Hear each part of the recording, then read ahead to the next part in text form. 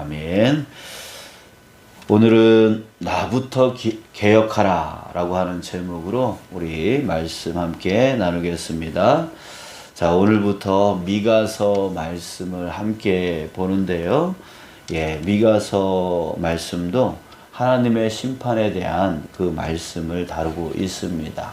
우리 요엘서에 이어서 우리 미가서를 함께 보면서 우리가 하나님의 심판에 대한 것에 대한 이 경외하는 마음, 두려워하는 마음을 가졌으면 좋겠고, 또한 이것을 통해서 우리가 준비하는 지혜로운 신앙인 되어졌으면 좋겠습니다.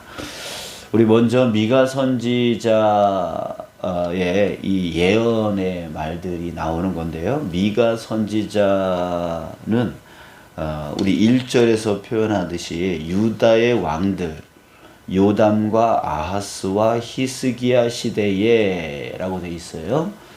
자, 이 세 왕 시대에 살았던 활동했던 그런 선지자인 것을 우리가 알 수가 있는데, 이때가 언제냐면 예수님이 오시기 전 BC 739년에서 687년 즈음을 보고 있습니다. 그랬을 때 미가 선지자가 활동하던 시대는 BC 733년에서 701년 약 한 30년간 활동을 하게 되어지는데요.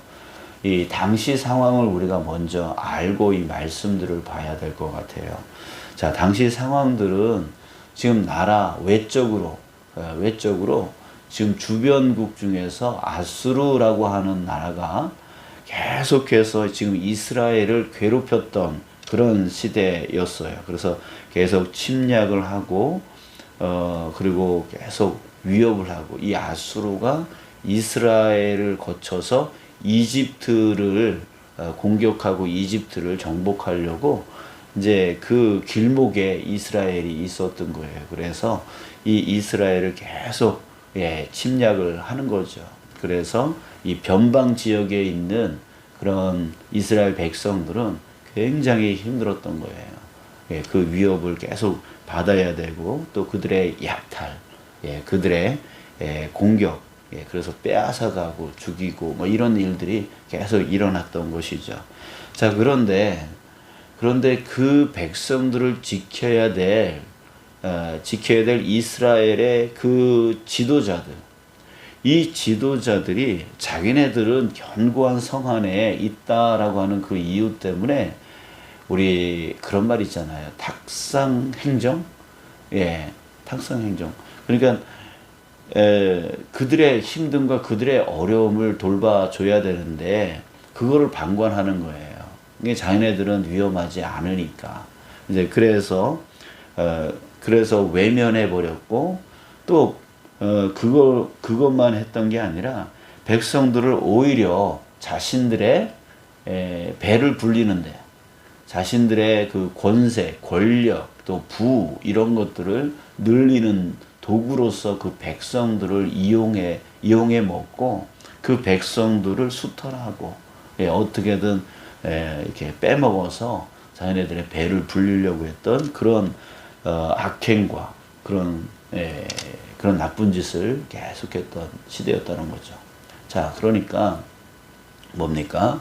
정말 나라 외적으로도 힘들었고 나라 내적으로도 힘들었던 정말 그런 시대가 바로 지금 미가 선지자가 이 예언을 선포했던 이 시대였다라고 하는 것을 우리가 알 수가 있습니다.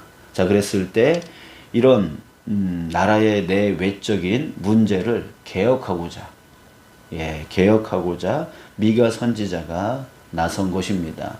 자, 사실은 미가 선지자가 나섰다라기보다는 우리 1절 중반 이후에 보면 미가에게 임한 하나님의 말씀, 곧 사마리아와 예루살렘에 관한 묵시라라고 했어요. 미가에게 여호와의 말씀이 임한 거죠. 임한 거예요.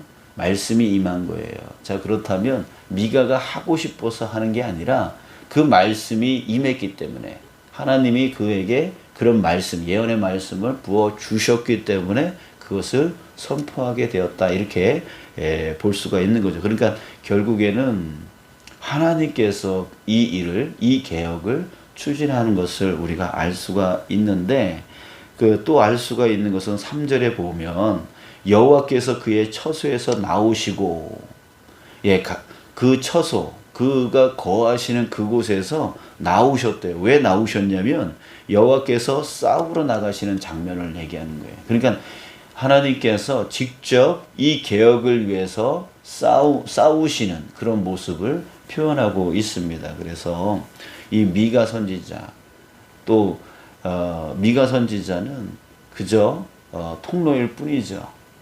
하나님의 도구였을 뿐이죠. 하나님께서 뜻을 품으시고 하나님께서 미가 선지자를 통해서 개혁을 추진해 나가는 하나님의 능동적인, 하나님의 주도적인 이 개혁을 우리는 볼 수가 있습니다. 여러분들, 저와 여러분들도 역시 마찬가지예요.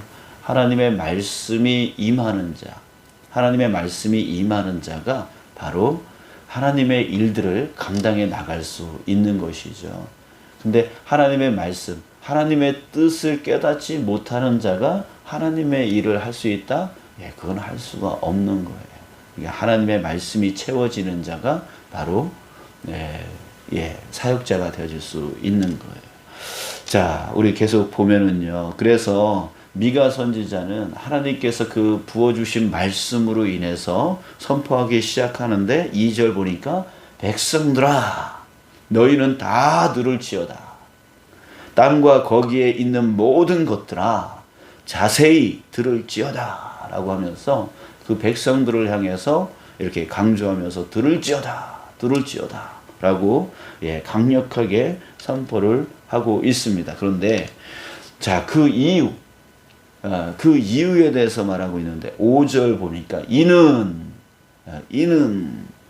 이렇게 하는 이유는 이런 뜻이죠.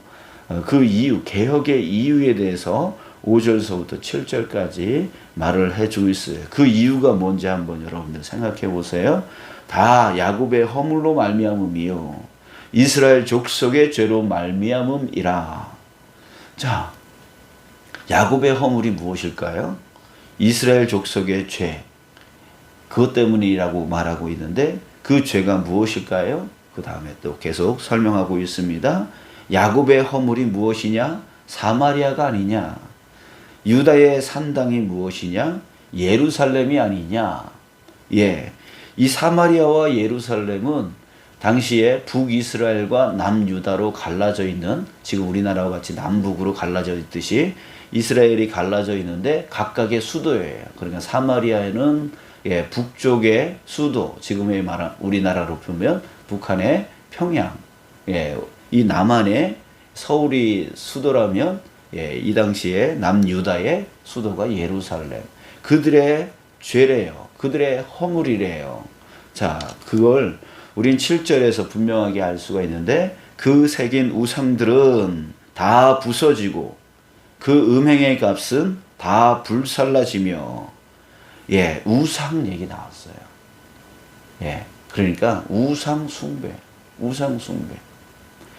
사마리아, 이 북이스라엘의 수도 사마리아를 얘기하는 이유는 바로 그 땅을 다스렸던 여로보암에 의해서 이 여로보암이 통치를 할 때에 그 백성들이 다시 예루살렘으로 내려갈 것 같으니까 야, 너희들 예루살렘으로 내려갈 필요 없어. 여기 단과 베델에 내가 이 상을 만들어 놓을 테니까, 이 제사하는 장소를 만들어 놓을 테니까 너희들 더 이상 예루살렘에 갈 필요 없어 라고 하면서 그 베델과 단이라고 하는 그곳에 우상을 만들어 놓은 거예요. 하나님의 상을 만들어 놓은 거예요. 그러니까 너희들 예루살렘 갈 필요 없어 하면서 사람들이 그 남유다로 내려가는 것을 막기 위해서 그 우상의 장소를 만들어, 그 이후로 계속해서 지금 그 북이스라엘은 계속해서 우상 숭배의 죄를 지었고요. 또 예루살렘 또한, 남유다의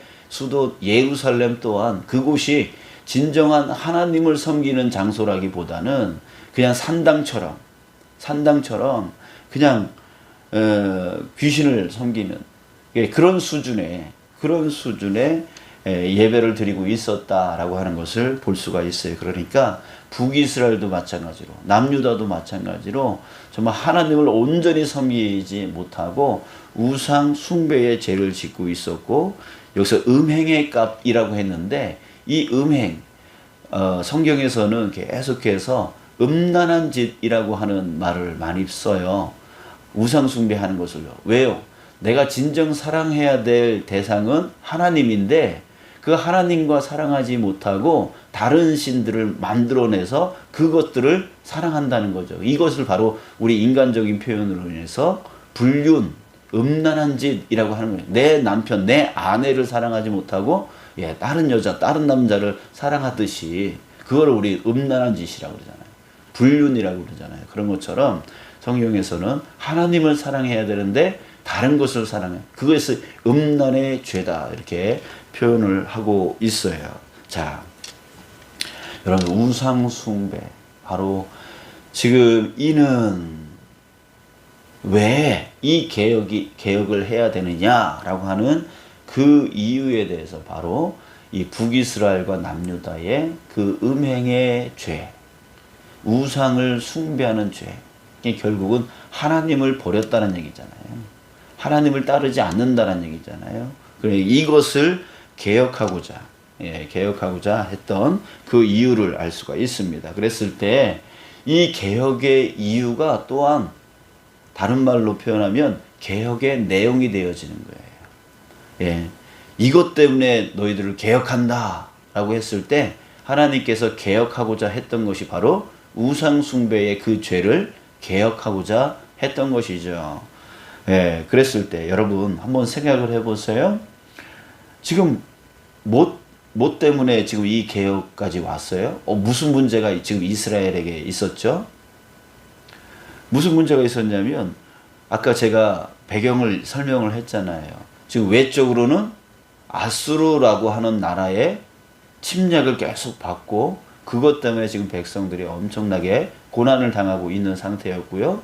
그런데 지도자라고 하는 사람들이 그 백성들을 품어주고 그 백성들을 보호해야 될 책임을 가져야 되는데 오히려 그 백성들을 자기네 그 지도자들의 배를 채우는 정치적으로 이용해 먹는 그런 일들을 함으로 인해서 이중적인 고통을 백성들이 겪고 있었다라고 하는 그런 내외적인 문제가 있었다 그랬어요.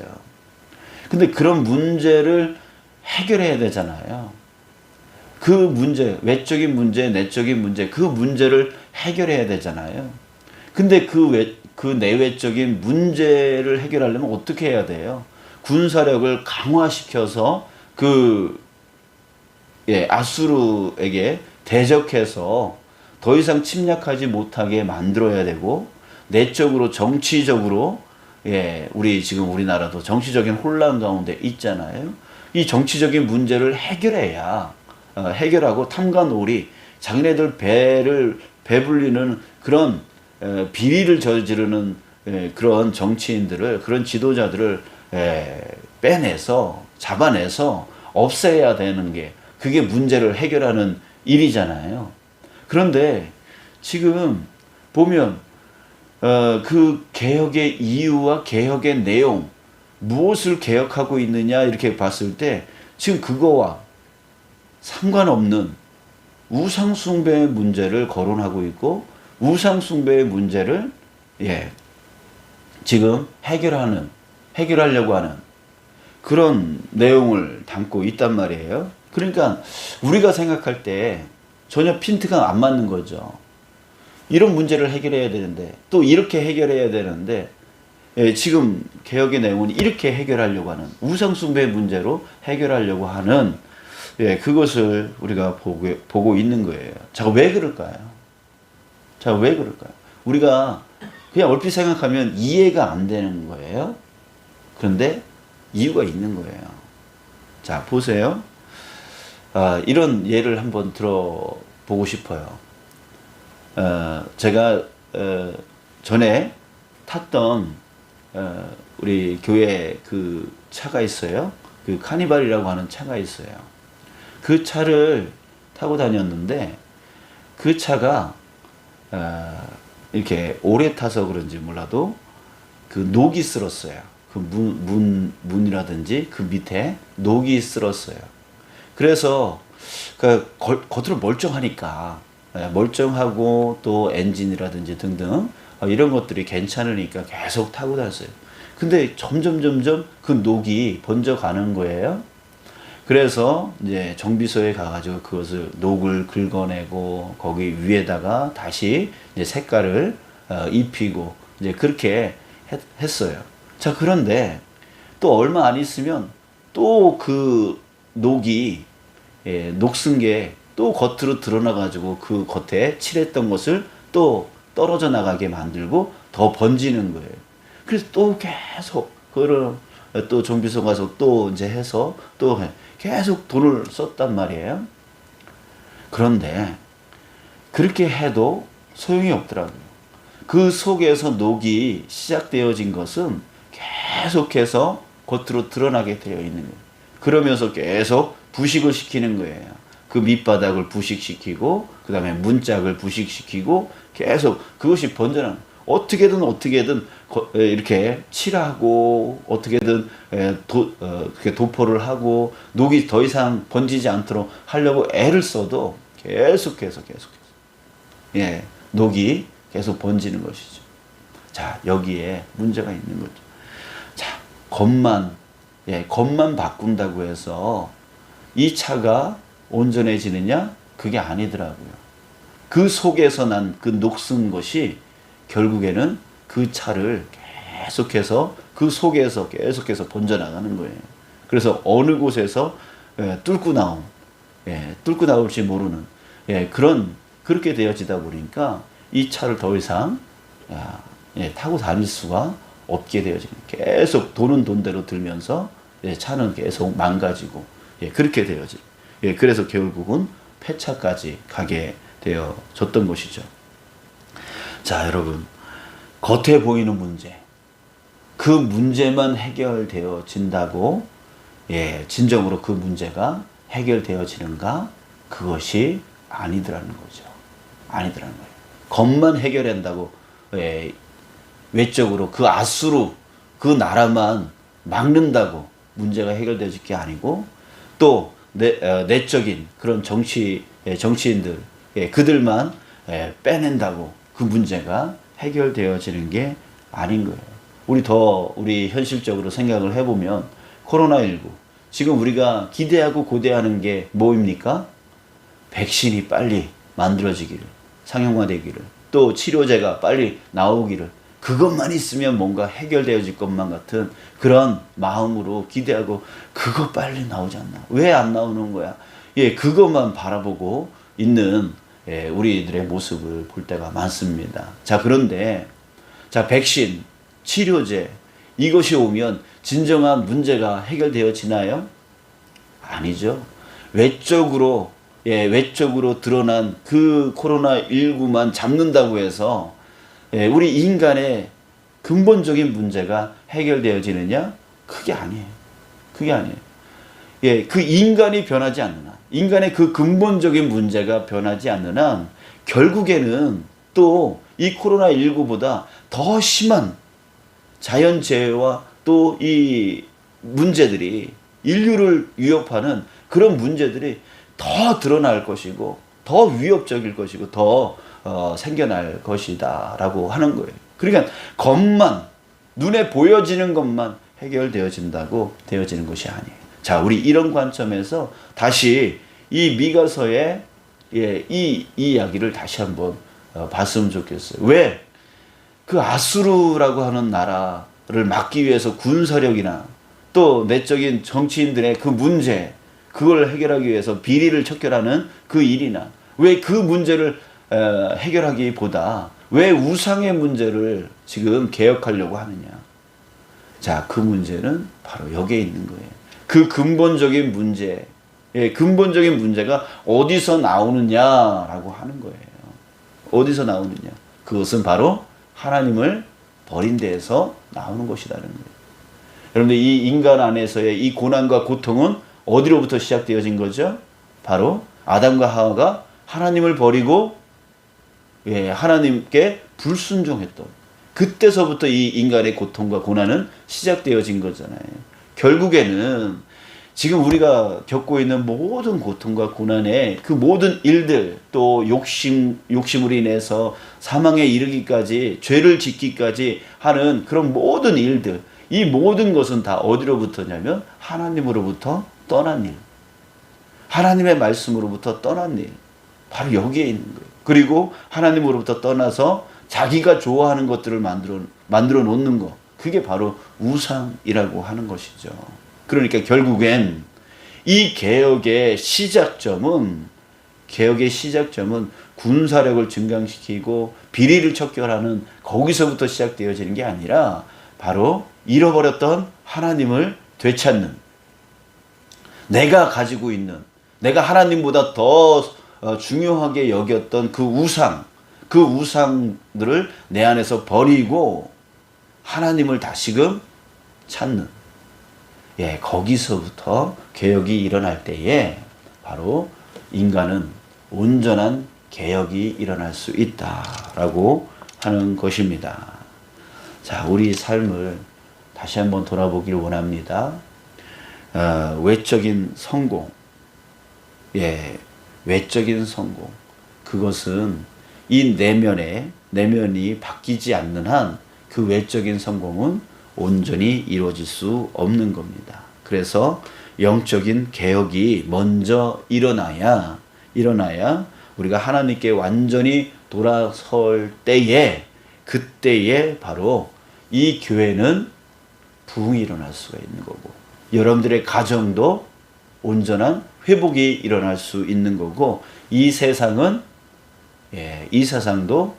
온전한 회복, 하나님께로 돌아설 때에 이 세상은 그때서야 바로 온전한 회복, 바로 에덴 동산을 회복할 수 있는 그런 세상이 되어질 수 있다라고 하는 것입니다. 사랑하는 여러분,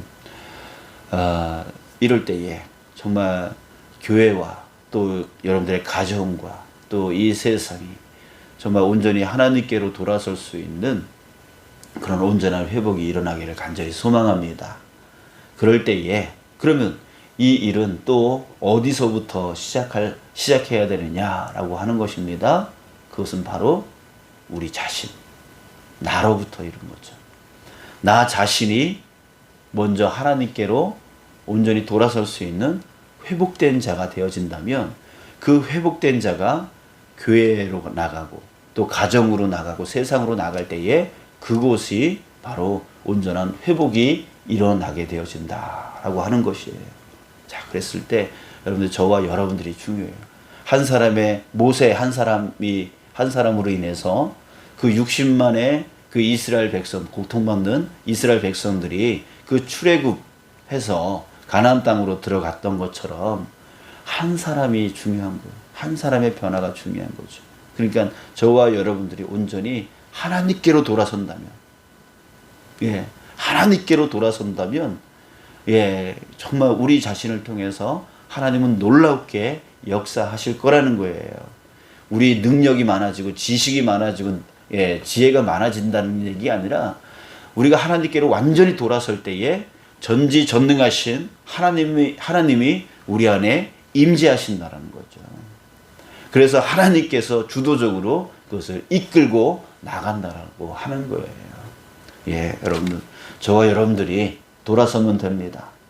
오늘부터 시작되어지는 이 미가서를 통해서 무엇을 어떻게 해야 되는지 주님의 지혜를 구하고 끊임없이 주님 앞에 무릎 꿇고 기도하면서 주님의 도우심을, 주님의 인도하심을 우리 구하면, 저와 여러분들을 통해서, 우리 기도자를 통해서 주님께서는 여러분들의 가정을, 또 이 교회를, 또 이 세상을 온전히 변화시켜 나갈 줄 믿습니다. 이 믿음이 저와 여러분들에게 반드시 있어야 된다라고 하는 것이죠. 자, 그랬을 때 먼저 우리 안에 있는 우상을 깨트려야 되는 거예요. 우리 안에 있는 우상을 깨트려야 되는 거예요. 자, 그것이 개혁이라고 했어요. 자, 그렇다면 내 안에 있는 우상이 무엇일까요? 내 안에 있는 우상이 무엇일까요? 다시 한번 말씀드리지만, 우상은 조각을 만들어 놓고 거기다가 정환수 떠놓고서 손을 비는 그런 것을 우상이라고도 하지만, 넓은 의미에서의 우상은 뭐냐면 하나님보다 더 소중히 여기는 것을 만들어 놓는 거예요. 그래서 하나님을 찾기보다 그것에 의지하는 것이 바로 우상이라고 하는 것이죠. 자, 그랬을 때 우리 양자택일 문제로 한번 생각을 해보세요. 양자택일. 하나님이냐 자식이냐, 하나님이냐 집이냐, 하나님이냐 뭐 권력이냐, 하나님이냐 내 위치냐, 뭐 하나님이냐 뭐냐, 이것을 양자택일로 한번 하나씩 생각을 해보세요. 그랬을 때 하나님보다 내가 그것을 더 중요하게 여긴다, 하나님께 나가야 되는데 그것을 따라간다, 이게 바로 여러분들의 우상입니다. 어느 부분에 있어서는 하나님을 택하는 부분이 있겠지만, 어느 부분에 있어서는 하나님보다는 그것을 택하는 부분들이 있을 거예요. 그게 바로 여러분 우리들의 우상이라는 거예요.